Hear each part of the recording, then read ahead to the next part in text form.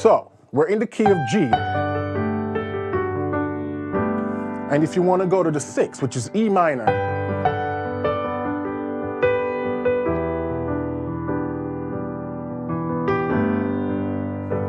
yeah? So what are some of the passing chords you can use there?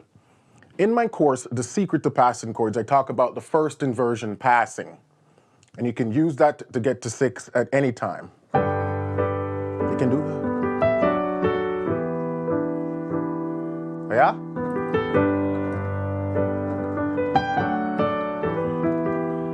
So that's one passing chord you can use to get to 6. And what am I playing? I'm on G, and I'm just playing a D major chord in first inversion. First inversion is when we have the third of the chord in the bass. And then that takes me to E minor. So the bass notes would be doing this. It's a walk down. And the way to harmonize that walk down, and you get to 6. That's a pretty easy way to get to 6 using the first inversion passing.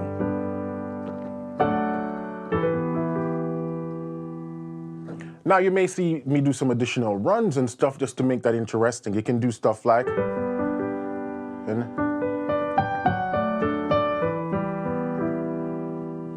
yeah, you know.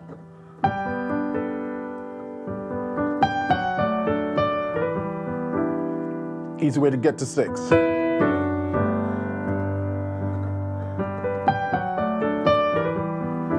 One more time.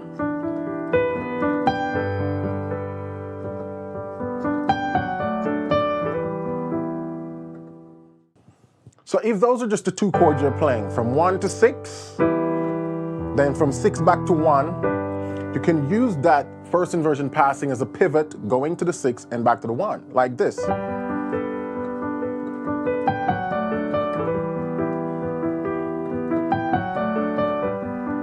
Yeah?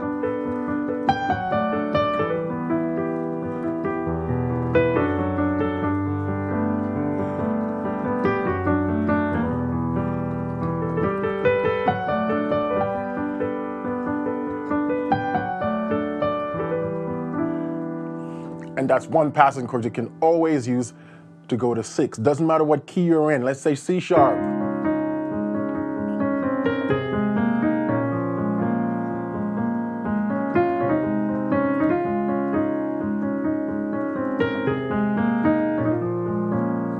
Yeah.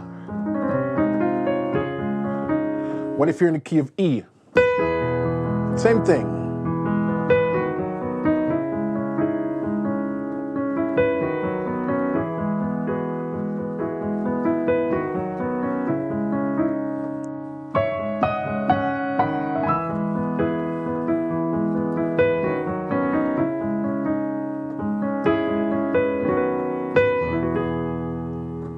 A flat.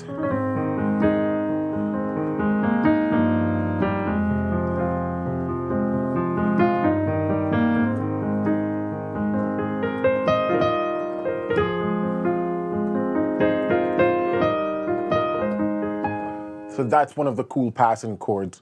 It's simple, but when you put some runs into it, it can make your playing sound more mature, yeah, and sound more advanced just by using that first inversion passing going from 1 to a 6. Let's look at another way how you can get to 6. Go back to the key of G. The infamous 2-5 passing. People are always asking, how do I use 2-5 passing? Well, this is one way. You go into 6 again, so that's G to E minor. Now, I've explained this in a bunch of videos and courses. How do you decipher what's a 2-5 passing? Now, my destination, the chord I'm trying to get to, is E minor. So I need to do the 2-5 in the key of E minor.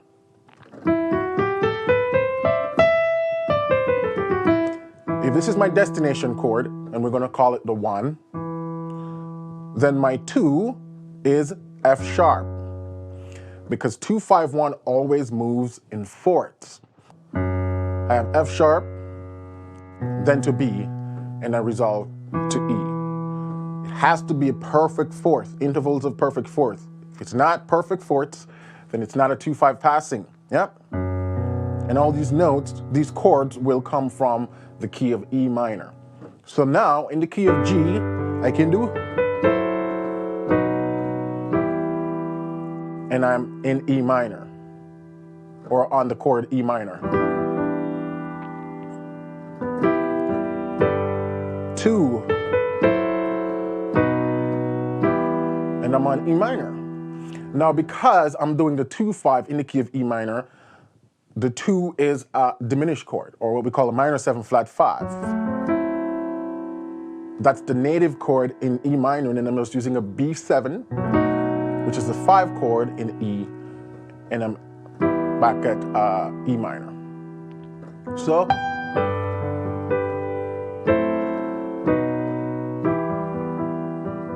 then I can use this again, that first inversion passing to get me back to 1.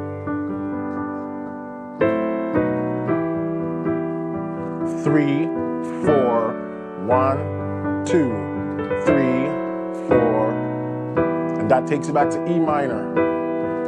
First inversion passing.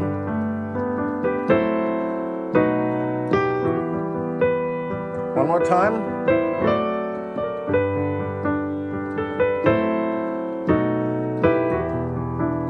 Now, there are a couple things you can do with this. Once you get that concept, you can make it a little bit more interesting by adding additional harmonies. Now, the first thing I like to do is to make that diminished chord into a minor 7. The 2 chord is not supposed to be a minor 7th in a minor key. It's supposed to be minor 7 flat 5, or the half diminished.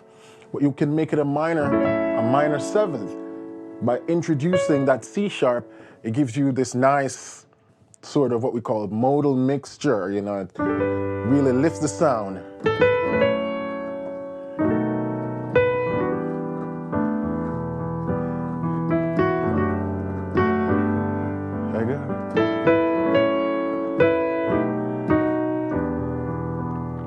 Now, instead of just a mere minor 7, I can make this into a minor 9, introducing that G sharp or A flat, and that really adds some more color to that chord. And so now we have